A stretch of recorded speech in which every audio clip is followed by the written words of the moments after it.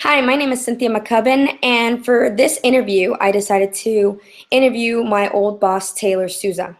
Taylor has been a Starbucks manager for almost 11 years, and I had the pleasure of working with her for over 2 years. I wanted to interview her because I always saw her as a great leader, and I just wanted to find out how she got to that position that she's in right now, and when she started, and what she did to just grow as a leader and as an individual.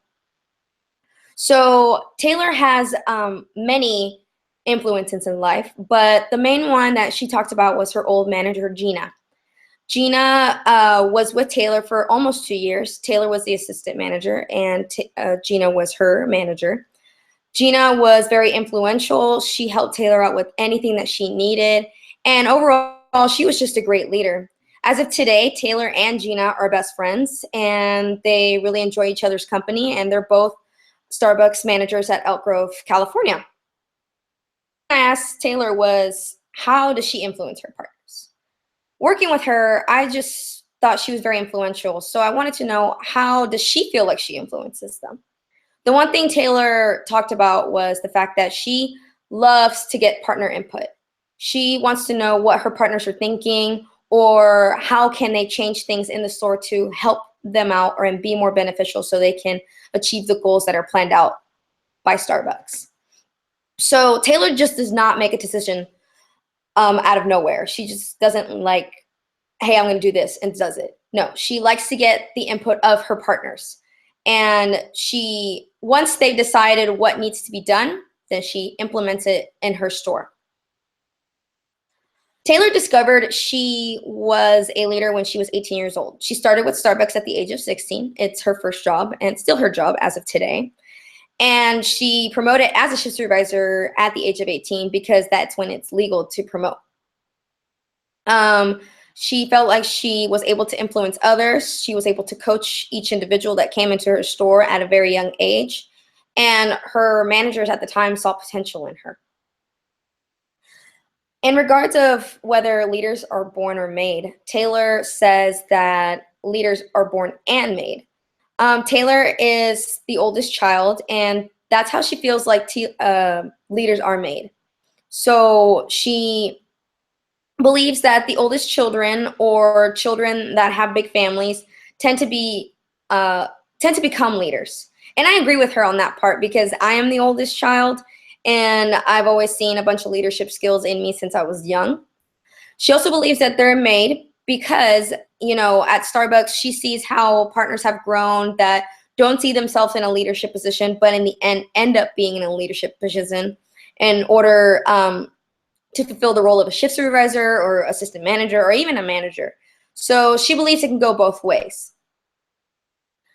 Taylor has been in several roles since she started working with Starbucks. She only discussed about Starbucks, no previous roles of leadership, but she started at a very young age, so she felt like this was mainly part of her life. So Taylor has been a shift supervisor, an assistant manager, a manager as of today. She is also a manager trainee, which means that she trains upcoming managers that come into the district. She is also part of her development team and a coffee master, which is really cool. They're the ones that wear that black apron. So as a leader, the way she prepares herself is by actively communicating with her partners. She just ensures that she wants to do the right thing and that she sets the example.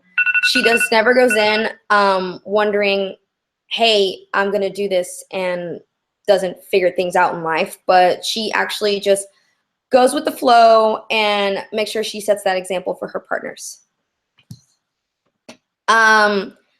Taylor does not like to fail. I'll tell you that right now. I've known Taylor for over 2 years, and she does not like to fail. I personally have never seen her fail, but when I asked her, has she ever failed as a leader, she says yes. In the beginning, when she became a shift supervisor, she has failed as a leader because she had trouble communicating with partners. She wasn't aware of certain things in her role, and the fact that she struggled with situations. But Taylor believes that she has grown out of it, and as of today, she feels like she fails on little things at Starbucks, like being over in labor and, being short-handed a person. but Taylor just assures herself that she does not want to fail in her role as a leader. Taylor does not feel like her skills are calling her anywhere else. She does go to ASU. She graduates this semester with a degree in sociology and a minor in family development. I asked her if she just wanted to be anywhere else, because she loves to talk to people, and she just feels like Starbucks is the right place to be. Taylor has always handled communication really well, and she's also handled when things fall apart. So when it comes to things falling apart, Taylor just keeps her calm, gets through it, and then breaks it down with her partners once the moment is over and everybody's emotions are out of the way, and everybody has just cooled down from the situation. She is very passionate about her job. She loves what she does at Starbucks, and she wishes she can grow more. As of right now, Taylor has a 2-year-old and does want more children, so she doesn't plan to be a district manager anytime soon. But that is her goal once she feels like the moment is right. And that's what I love about Taylor. She does things when the moment is right. She doesn't do them like in a jolt. She is a great leader and always gets the input of her teams and loves to be around people and loves great customer service, loves being surrounded by loved ones, and just really enjoys being the person she is today.